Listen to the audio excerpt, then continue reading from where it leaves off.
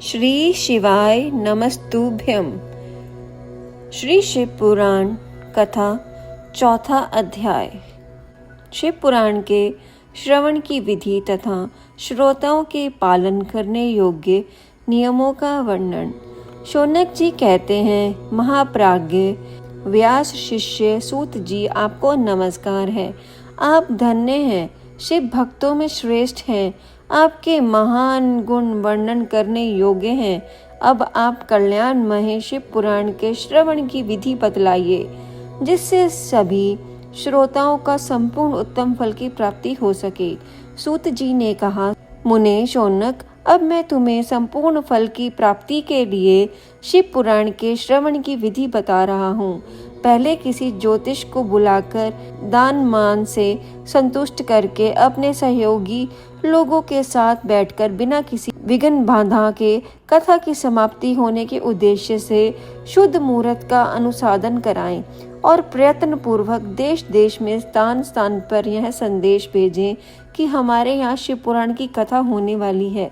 अपने कल्याण की इच्छा रखने वाले लोगों को उसे सुनने के लिए अवश्य पधारना चाहिए। कुछ लोग भगवान श्री हरि की कथा से बहुत दूर पड़ गए हैं। कितने ही स्त्री शूद्र आदि भगवान शंकर की कथा कीर्तन से वंचित रहते हैं। उन सबको भी सूचना हो जाए, ऐसा प्रबंध करना चाहिए। देश देश में जो भगवान शिव के भक्त हों तथा शिव कथा के कीर्तन और श्रवण के लिए उत्सुक हों, उन सबको आदर पूर्वक बुलवा लेना चाहिए और आए हुए लोगों का सब प्रकार से आदर सत्कार करना चाहिए। शिव मंदिर में, तीर्थ में, वन प्रांत में अथवा घर में शिव पुराण की कथा सुनने के लिए उत्तम स्थान का निर्माण करना चाहिए। केले के खम्भों से सुशोभित एक ऊंचा कथा मंडप तैयार कराएं। उसे सब और फल पुष्प आदि से तथा सुंदर चंदोवे से अलंकृत करें और चारों ओर ध्वजा पताका लगाकर तरह तरह के सामानों से सजाकर सुंदर शोभा संपन्न बना दें। भगवान शिव के प्रति सब प्रकार से उत्तम भक्ति करनी चाहिए। वही सब तरह से आनंद का विधान करने वाली है। परमात्मा भगवान शंकर के लिए दिव्य आसन का निर्माण करना चाहिए तथा कथावाचक के लिए भी एक ऐसा दिव्य आसन बनाना चाहिए जो उनके लिए सुखद हो सके। मुने, नियम पूर्वक कथा सुनने वाले श्रोताओं के लिए भी यथा योग्य सुंदर स्थानों की व्यवस्था करनी चाहिए। अन्य लोगों के लिए साधारण स्थान ही रखने चाहिए, जिसके मुख से निकली हुई वाणी देहधारियों के लिए कामधेनु के समान अभिष्ट फल देने वाली हो। संसार में जन्म तथा गुणों के कारण बहुत से गुरु होते हैं, परंतु उन सब में पुराणों का ज्ञाता विद्वान ही परम गुरु माना गया है। पुराण वेत्ता पवित्र, दक्ष, शांत, ईश्वर्य पर विजय पाने वाला साधु और दयालु होना चाहिए। ऐसे प्रवचन कुशल विधान इस पुण्यमयी कथाओं के कहे गए। सूर्य उदय से आरंभ करके 3:30 पहर तक उत्तम बुद्धि वाले विद्वान पुरुष को शिव पुराण की कथा स्वयं रीति से बाँचनी चाहिए। मध्याह्न काल में 2 घड़ी तक कथा बंद रखनी चाहिए, जिससे कथा कीर्तन से अवकाश पाकर लोग मल मूत्र त्याग कर सके। कथा प्रारंभ के दिन से एक दिन पहले व्रत ग्रहण करने के लिए व्रता को शोर करा लेना चाहिए। जिन दिनों कथा हो रही हो उन दिनों प्रयत्न पूर्वक प्रातः काल का सारा नित्य कर्म संक्षेप से ही कर लेना चाहिए। व्रता के पास उसकी सहायता के लिए एक दूसरा वैसा ही विद्वान स्थापित करना चाहिए।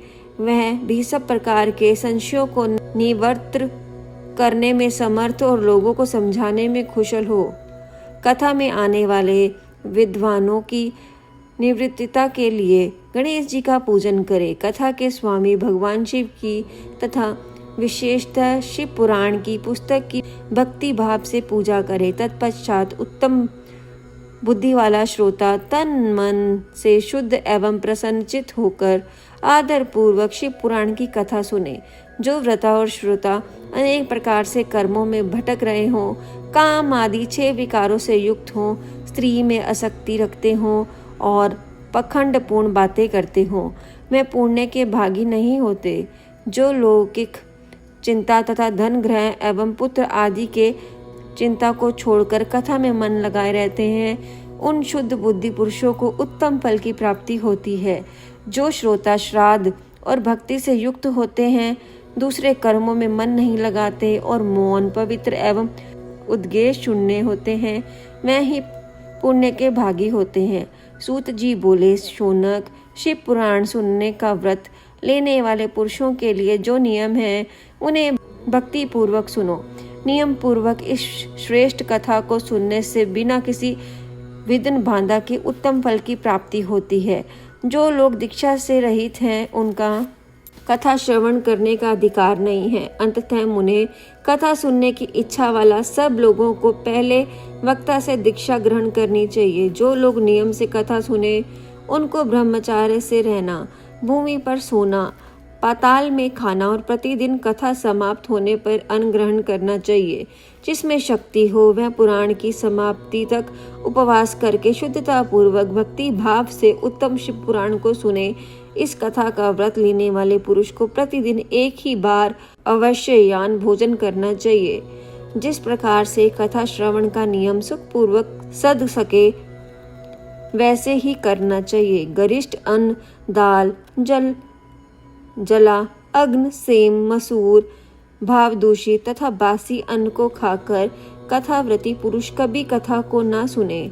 जिसने कथा का व्रत ले रखा हो वह पुरुष प्याज, लहसुन, हींग, गाजर, मादक वस्तु आदि अमिष कही जाने वाली वस्तुओं को त्याग दे।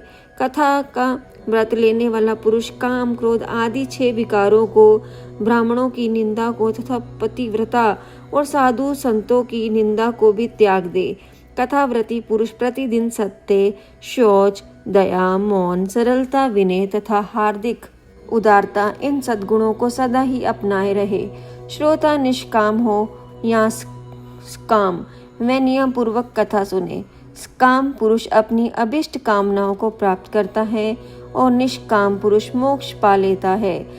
दरिद्र, शयका, रोगी, पापी, भाग्यहीन तथा संतान रहित पुरुष भी इस उत्तम कथा को सुने। काक, बांधे आदि जो 7 प्रकार की दुष्टा स्त्री हैं वह तथा जिसका गर्भ गिर जाता हो वह इन सभी शिव पुराण की उत्तम कथा सुननी चाहिए। मुने, स्त्री हो या पुरुष, सबको यत्न पूर्वक विधि विधान से शिव पुराण की यह उत्तम कथा सुननी चाहिए। महर्षि, इस तरह शिव पुराण की कथा के पाठ एवं श्रवण संबंधित यज्ञोत्सव की समाप्ति होने पर श्रोताओं को भक्ति एवं प्रयत्न पूर्वक भगवान शिव की पूजा की भांति पुराण पुस्तक की भी पूजा करनी चाहिए। तदंतर विधि पूर्वक व्रता का भी पूजन करना आवश्यक है।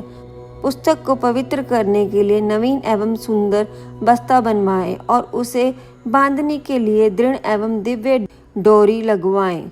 फिर उसका विधित्व पूजन करें।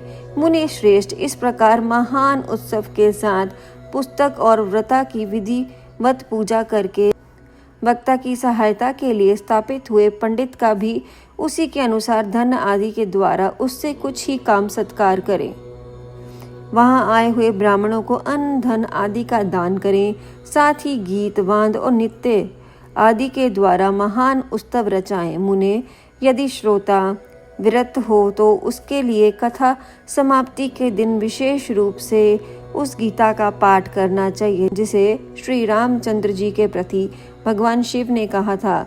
यदि श्रोता ग्रस्त हो तो उस बुद्धिमान को उस श्रवण कर्म की शांति के लिए शुद्ध अभिषेक के द्वारा होम करना चाहिए। मुने, रुद्र संहिता के प्रत्येक श्लोक द्वारा होम करना उचित है अथवा गायत्री मंत्र से होम करना चाहिए, क्योंकि वास्तव में यह पुराण गायत्रीमय ही है। अथवा शिव पंचाक्षर मूल मंत्र से हवन करना उचित है। होम करने की शक्ति न हो तो विद्वान पुरुष यथाशक्ति हवनीय अभिषेक ब्राह्मणों को दान करे। न्यूनतिकारी रक्त रूपा दोष की शांति के लिए भक्ति पूर्वक शिव सहस्त्र नाम का पाठ अथवा श्रवण करें। इससे सब कुछ सफल हो जाता है, इसमें संशय नहीं है, क्योंकि तीनों लोकों में उससे बढ़कर कोई वस्तु नहीं है। कथा श्रवण संबंधी व्रती की पूर्णता की सिद्धि के लिए 11 ब्राह्मणों को मधु मिश्रित खीर भोजन कराएं और उन्हें दक्षिणा दें। मुने, यदि शक्ति हो तो 3 तोले के सोने का एक सुंदर सिंहासन बनवाएं और उस पर उत्तम अक्षरों से लिखी अथवा लिखाई हुई शिव पुराण की पोथी विधि पूर्वक स्थापित करें। तत्पश्चात पुरुष उसकी आवाहन आदि विविध उपचारों से पूजा करके दक्षिणा चढ़ाएं। फिर जितेंद्रिय आचार्य का वस्त्र, आभूषण एवं गंध आदि से पूजन करके दक्षिणा सहित वह पुस्तक उन्हें समर्पित कर दे। उत्तम बुद्धि वाला श्रोता इस प्रकार भगवान शिव के संतोष के लिए पुस्तक का दान करे। शौनक, इस पुराण के उस दान के प्रभाव से भगवान शिव का अनुग्रह पाकर पुरुष भवबंधन से मुक्त हो जाता है। इस तरह विधि विधान का पालन करने वाले श्री संपन्न शिव पुराण संपूर्ण फलों को देने वाला तथा भोग और मोक्ष का दान देता है, मोक्ष का दाता होता है। मुने, शिव पुराण का वह सारा महात्म्य जो संपूर्ण अभिष्टों को देने वाला है मैंने तुम्हें कह सुनाया। अब और क्या सुनना चाहते हो? श्रीमान, शिव पुराण समस्त पुराणों के भाल का तिलक माना गया है। वह भगवान शिव को अत्यंत प्रिय है, रमणीय तथा भव रोग का निवारण करने वाला है। जो सदा भगवान शिव का ध्यान करते हैं, जिनकी वाणी शिव के गुणों की स्तुति करती है और जिनके दोनों कान उनकी कथा सुनते हैं, इस जीव जगत में उन्हीं का जन्म लेना सफल है। मैं निश्चय ही संसार सागर में पार हो जाते हैं।